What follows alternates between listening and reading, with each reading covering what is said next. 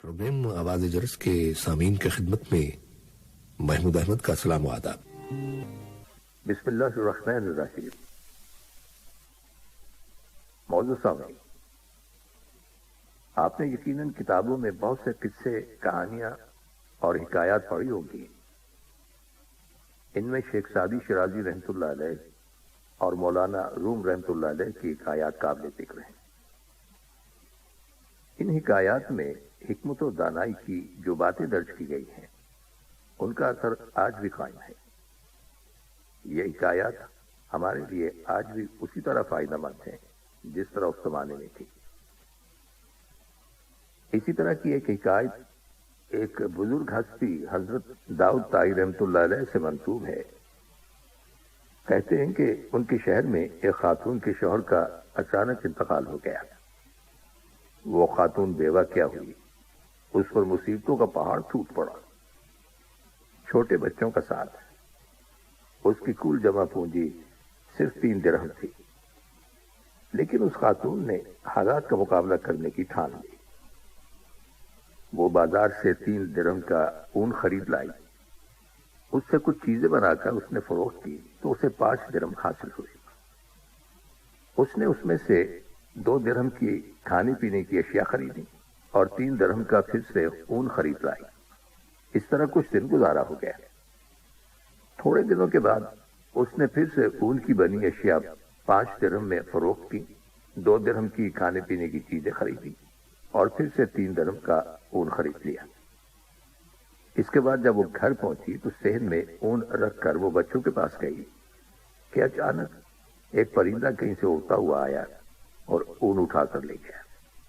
ये ऊन उसकी कुल पूंजी थी। यह वाकया उसके लिए इंतहाई तकलीफ दे था। मुस्तकबिल की हौलनाकियों के तस्वुर से खौफजदा और गमो गुस्से से पागल से होकर रह गई। वो दूसरे रोज सुबह सवेरे सीधा हजरत दाऊद ताई रहमतुल्लाह अलैह के घर गई और उन्हें अपना किस्सा सुनाकर उनसे सवाल पूछा, क्या हमारा रब रहम दिल है ये जालिम? हजरत दाऊद ताई रहमतुल्लाह अलैह उस खातून की दर्द भरी कहानी सुनकर परेशानी के आलम में अभी उसे तसल्ली दे रहे थे कि इतने में दरवाजे पर दस्तक हुई। आपने बाहर जाकर देखा तो 10 अजनबी लोग वहां खड़े थे। आपने उनके आने का मकसद पूछा तो वो कहने लगे, हजरत हम समंदर में सफर कर रहे थे कि अचानक हमारी कश्ती में सुराख हो गया। पानी कश्ती में इस तेजी से बढ़ रहा था कि हमें अपनी मौत साफ नजर आने लगी। मुसीबत की इस घड़ी में हम में से हर एक शख्स ने अहद किया कि अगर अल्लाह सुब्हानहू तआला ने हमारी जानें बचा ली तो हम में से हर आदमी 1-1 हजार दिरहम सदका करेगा। अभी हम ये दुआ कर ही रहे थे कि अचानक एक परिंदे ने कहीं से हमारी कश्ती में ऊन का एक गोला लाकर फेंक दिया, जिससे हमने फौरन सुराख को बंद कर दिया, कश्ती को पानी से खाली किया और सीधे यहाँ साहिल तक आ पहुंचे। हम यहाँ अजनबी थे, इसलिए लोगों से किसी नेक और मोतबर आदमी का नाम पूछा तो उन्होंने सीधा हमें आपके पास भेज दिया। ये लीजिए 10,000 दिरहम और हमारी तरफ से जरूरतमंदों को दे दीजिए। हजरत दाऊद ताई अल्लाह सुब्हानहू तआला की इस हिकमत पर हैरान हो गए। वो उस खातून के पास गए, उसे किस्सा सुनाया और उसे सारी रकम देते हुए कहा, अब मैं तुमसे एक सवाल करना चाहता हूं, क्या तेरा रब रहम दिल है या जालिम? वो बेवा औरत हजरत दाऊद ताई रहमतुल्लाह अलैह के चेहरे को तकती रह गई। उसकी आंखों से आंसू जारी थे और वो रब के शुक्र में डूबी जा रही थी। सामीन, इस वाक्य से पता चलता है कि अल्लाह ताला की तदबीरें हमारी सोच से कहीं बेहतर है, इसलिए हमें हर हाल में अल्लाह ताला का शुक्र अदा करते रहना चाहिए। आपने अपने इन अरब भाइयों को अक्सर ये जुमला कहते हुए सुना होगा, अल्हम्दुलिल्लाह अला कुल्ले हाल, यानी हर हाल में अल्लाह का शुक्र है। कितनी गहराई है इस जुमले में। हालात कैसे भी हों, हमें हर हाल में अल्लाह का शुक्र अदा करते रहना चाहिए और उसकी जात पर मुकम्मल भरोसा रखना चाहिए। अल्लाह किसी को तन्हा नहीं छोड़ता। एक बात याद रखिए, जिंदगी में हमें जो मसाइब और मुश्किलात पेश आती हैं वो हमारे गुनाह का कफारा है। नबी अकरम सल्लल्लाहु अलैहि वसल्लम ने इरशाद फरमाया, जो मुसीबत भी किसी मुसलमान को पहुंचती है, यहां तक कि उसे اگر ایک کانٹا بھی چبھ جائے تو اللہ تعالیٰ اس کے سبب اس کے گناہوں کو معاف فرما دیتا ہے۔ اللہ نہ کرے کسی کو کوئی تکلیف ہو، کوئی آپریشن، سرجری وغیرہ ہو، یا کسی ایسی کیفیت سے دوچار ہونا پڑے۔ نبی اکرم صلی اللہ علیہ وسلم نے یہ بھی ارشاد فرمایا، مسلمان پر کوئی مصیبت، بیماری، رنج و غم، پریشانی یا کوئی تکلیف آتی ہے تو اللہ تعالیٰ اس کے بدلے اس کے گناہ دور کر دیتا ہے۔ تو تکلیف بھی بندوں پر اللہ تعالیٰ کی نعمت ہی ہے، کیونکہ اس کی وجہ سے انسان کے گناہ معاف ہو جاتے ہیں، ورنہ ان گناہوں کی اگر سزا ملنے لگے تو وہ تو بہت ہی سخت ہوگی۔ اس لیے انسان کو اگر کوئی بھی پریشانی ہو، بیماری ہو، غم ہو، تو اس کی وجہ سے انسان کو بد دل نہیں ہونا چاہیے، اللہ تعالیٰ سے شکوہ نہیں کرنا چاہیے۔ ایک بات یاد رکھیے کہ یہ دنیا مومن کے لیے ایک قید خانہ ہے، اس میں اسے جب تک وہ زندہ ہے مسلسل آزمائشوں کا سامنا رہے گا، کوئی نہ کوئی امتحان یا آزمائش سے وہ دوچار رہے گا۔ انسان اس دنیا میں ہمیشہ خوش نہیں رہ سکتا، کبھی خوشی کبھی غم۔ ایک روز کوئی چیز اس کے پاس ہوتی ہے تو دوسرے دن نہیں ہوتی، ایک دن کوئی شخص اس کے ساتھ بہت ہی اچھا ہوتا ہے تو دوسرے دن وہی اس سے لڑائی کر رہا ہوتا ہے۔ آپ نے محسوس کیا ہوگا کہ دنیا میں خاص طور پر آج کے اس زمانے میں تیزی کے ساتھ تبدیلی آ رہی ہے، حالات میں تبدیلی، موسموں میں تبدیلی، انسانی سوچ میں تبدیلی۔ ان سب حقائق کو ہمیں ایکسپٹ کر لینا چاہیے۔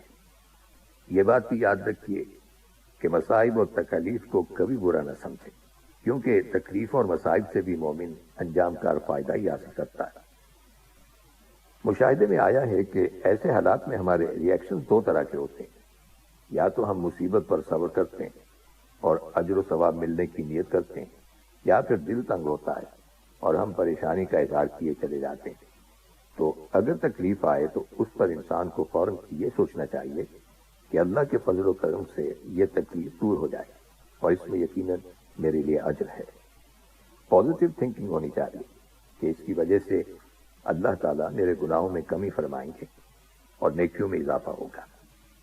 اب دوسرا رویہ کیا ہوتا ہے کہ تکلیف یا مصیبت آنے پر انسان غصے اور چڑچڑے پن کا شکار ہو جاتا ہے، منہ سے غلط باتیں نکالنا شروع کر دیتا ہے، دوسروں کو ستانا شروع کر دیتا ہے، بعض اوقات گالی گلوچ پر اتر آتا ہے۔ تو ایسی صورت میں مصیبت تو نہیں ٹلتی اور ملتا بھی کچھ نہیں، الٹا نقصان کا سامنا کرنا پڑتا ہے۔ اس لیے بہتر ہے کہ انسان صبر سے کام لے اور اللہ سے مصیبت کے ٹل جانے کی دعا کرے۔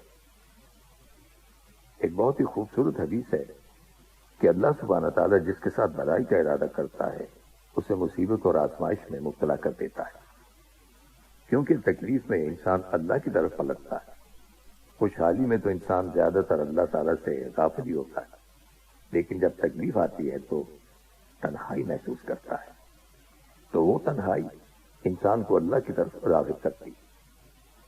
ایسا بھی دیکھنے میں آیا ہے کہ کچھ لوگوں کی زندگی میں ایک کے بعد ایک مسئلہ رونما ہوتا ہے۔ حدیث میں ہے کہ مومن مرد یا مومن عورت کے جسم کی طرف سے، اس کے مال کی طرف سے یا اولاد کی طرف سے مصیبتیں اور پریشانیاں ہی آتی رہتی ہیں، اور وہ جب اللہ سبحانہ تعالیٰ سے ملتا ہے تو اس کا کوئی بھی گناہ باقی نہیں رہتا۔ ذرا سوچیے کہ کتنا خوش قسمت ہے وہ انسان جو صاف ستھرا ہو کر اللہ تعالیٰ سے ملاقات کرے۔ لیکن اس کا یہ مطلب نہیں ہے کہ انسان اللہ سے مصیبتیں مانگنا شروع کرتے ہیں۔ مصیبت کیسی بھی ہو، چھوٹی ہو یا بڑی ہو، اس پر صبر کرنا چاہیے۔